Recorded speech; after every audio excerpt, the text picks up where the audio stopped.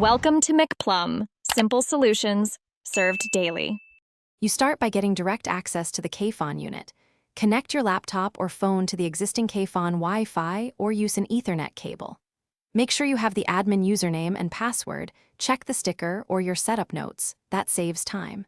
Open a browser and navigate to the router IP address like 192.168.1.1 or launch the official KFON app. Once done, you should see the login prompt. Enter credentials so you can reach the wireless settings page. After logging in, navigate straight to wireless or Wi-Fi settings, sometimes labeled SSID or network name.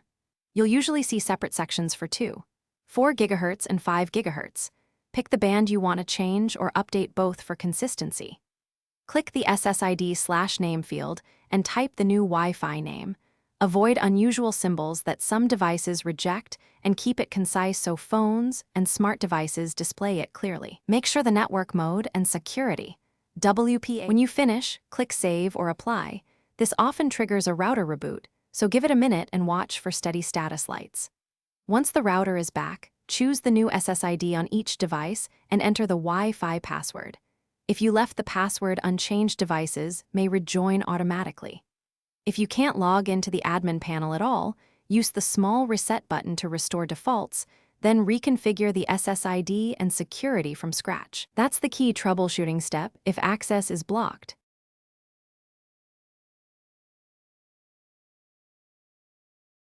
Thanks for watching. Stay juicy and subscribe.